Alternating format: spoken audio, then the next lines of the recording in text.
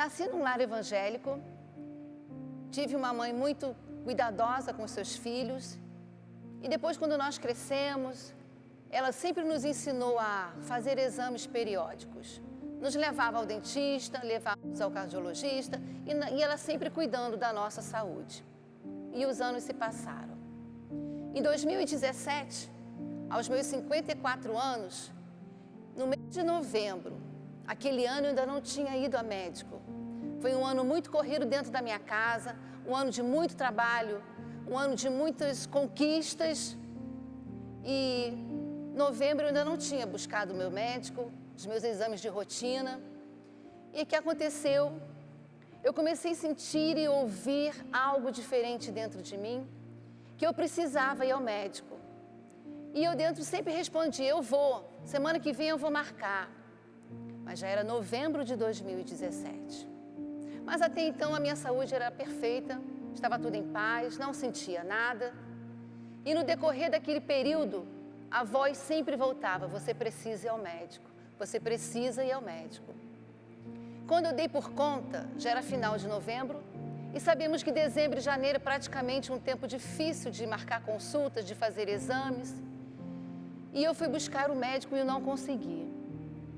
E aí eu lembrei que janeiro também era um mês complicado na minha cidade de conseguir algum tipo de exames e consultas, porque a primeira semana é uma semana morta com alguns feriados. E o que eu fiz? Agora só em janeiro. Não vou mais conseguir marcar médico. Mas quando deu a primeira semana de janeiro, eu busquei um médico fora da minha cidade, porque a voz estava muito forte dentro de mim. Procure um médico. E eu marquei a consulta fora da minha cidade e fui a uma médica que eu nunca tinha ido antes. E aquela médica passou uma série de exames, me examinou e trabalhei com os exames dela. Assim que saíram os resultados, eu mandei para ela, via internet, porque ela estava fora da minha cidade. E daquele dia em diante, parece que a médica não teve mais sossego. A médica não parou mais de me procurar. E era telefonemas incessantes, a minha caixa de e-mail estava com muitas chamadas dela, muitos recados. Mas dentro de mim, o que eu falei? Eu não vou responder, ela não é minha médica. Quando a minha médica voltar do período de férias, ela vai olhar os meus exames e aquilo não estava certo dentro de mim. E eu falei com meu esposo, querido, a médica não para de me procurar, que ela tanto me liga, que tanto e-mail, dá uma olhada no que está acontecendo, porque os meus exames já estavam na internet. E ele começou a olhar, e aí falou assim,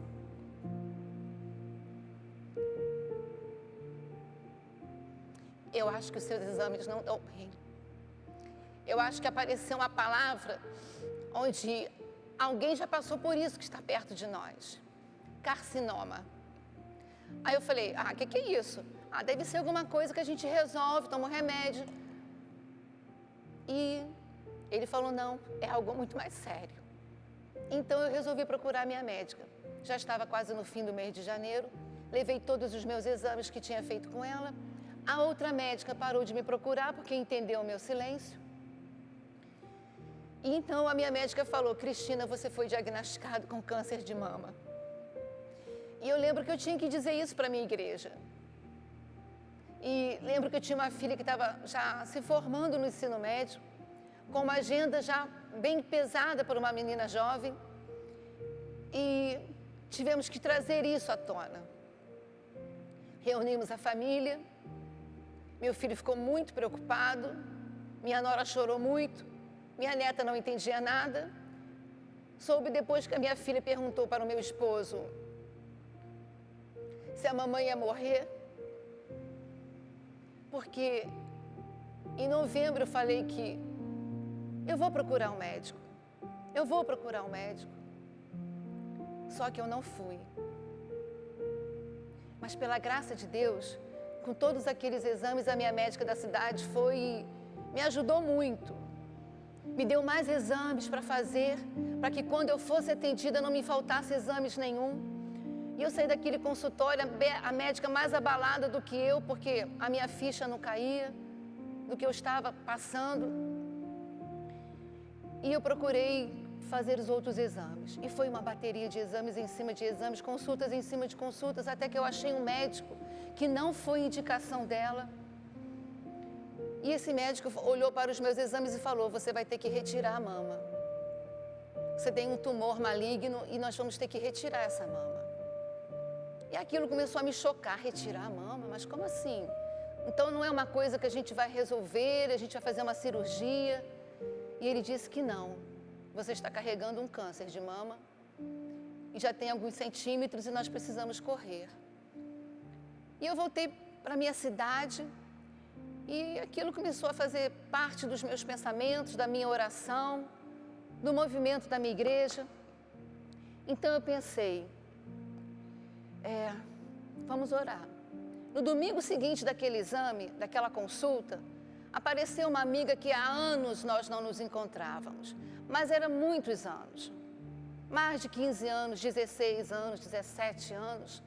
Naquele domingo ela apareceu na minha igreja e achei aquilo fantástico. Quanto tempo, como você está?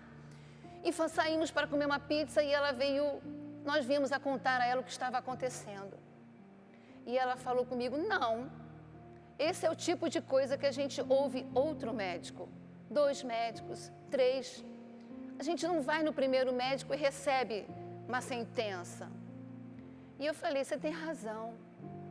Eu tenho outro nome que eu nunca procurei, que era o nome indicado da minha médica, porque ela já conhecia esse médico, já tinha estado com ele. E aí eu fui procurar esse médico na mesma semana e ele me atendeu assim prontamente e eu abri aquele monte de exames para ele. Inclusive o risco cirúrgico, porque o outro médico já tinha até marcado uma data para operar a minha mama. E eu falei para ele, e ele falou para mim, não, você não precisa de retirar a mama. O seu tumor é muito pequeno. Numa cirurgia nós podemos tirar esse tumor e você faz a sessão de radioterapia. 25 sessões de radioterapia. E aí sim nós marcamos a data com o segundo médico. Ele retirou o tumor. E aí eu pude estar fazendo as 25 sessões de radioterapia. E naquele lugar, naquele hospital, eu conheci pessoas incríveis, pessoas sofridas, pessoas com esperanças, pessoas que foram enganadas pelos seus médicos. Eu conheci profissionais competentes, médicos tão dedicados que nos tratavam não como pacientes, mas como família, porque conhecia a nossa dor. Uma equipe muito bem treinada para lidar com o sofrimento do outro. Eu não estava no hospital. Eu estava numa casa de família. E fizemos as 25 sessões de radioterapia. Ora, meu esposo levava e muitas vezes meu filho também ainda estava por aqui e me acompanhou. E brincava comigo, mãe, vamos para São Paulo fazer compras. Mãe, hoje nós vamos almoçar num lugar fantástico. Mãe, essa árvore está aqui. Desde que eu comecei a visitar Volta Redonda e a árvore já estava imensa. E a gente compartilhava a vida em meio à dor. E uma irmã que algumas vezes ia conosco e falava que nós fizemos daquele limão uma limonada. Porque nós visitávamos as fazendas, comprávamos hortifruti fresco, conhecíamos pessoas, tirávamos retratos com fazendeiros. E superamos aquela fase. Retiramos o tumor, fizemos as sessões, somos acompanhadas até hoje pelo meu médico. Os exames e os remédios não podem faltar diariamente, porque existe um controle hormonal. E eu lendo a palavra de Deus esta semana, o Espírito Santo me levou a um ponto, a uma passagem, que não era a passagem que eu estava procurando para tratar desse assunto, mas foi a passagem que o Espírito me levou. A mulher do fluxo do sangue. Lucas 8, versículo 45, tem uma passagem na versão da NVI que diz que ela não passou despercebida no meio da multidão. Essa mulher veio por trás, tocou na veste de Jesus. E Jesus logo percebeu que algo sobrenatural saiu. E eu digo para você, nesse dia, mulher, nesse período do Outubro Rosa, você não passou despercebida. Você não está despercebida no meio de uma multidão, onde só você carrega a sua dor, onde só você talvez fica se sentindo impura e tenha questionamentos, por que eu? Por que está acontecendo comigo? Porque se todo ano eu faço meus exames, nós nunca teremos a resposta do porquê eu. Mas eu posso dizer para você que não importa. Importa como você está vivendo durante esta sua jornada. Busca a palavra de Deus para buscar o teu consolo. Porque a gente nunca sabe por que isso acontece conosco. Por que no meio de tantas sou eu? Eu posso dizer para você que naquele lugar onde eu estava me tratando, eu vi pessoas que não voltaram. Eu vi pessoas que sorriram. E que você nesse tempo possa fazer da sua jornada de dor, de alegria, de conformidade, de fé, de esperança. Eu posso dizer para você que você não está despercebida aos olhos de Deus. Confie no Senhor e espera nele. Porque Jesus se volta para aquela mulher e fala: filha, vá em paz. E a paz não está somente na cura, mas está na sua jornada. A paz que Jesus vira e fala para ela, em algumas versões fala: mulher, coragem, a tua fé te salvou. E quando ele fala coragem e salvação, ele não está falando de cura, ele está falando de eternidade. Confie no Senhor no meio da sua dor. Confie no Senhor da sua eternidade. E confie no Senhor o que Ele tem para você. Porque nós, nesse mundo, teremos aflições. Nesse mundo nós teremos outros tipos de tristezas e aflições. Mas com o Senhor nós podemos passar acima de todas elas. É minha palavra para você nesse outubro, mês rosa. Você não passa despercebida, mas faça da sua jornada uma jornada que vale a pena.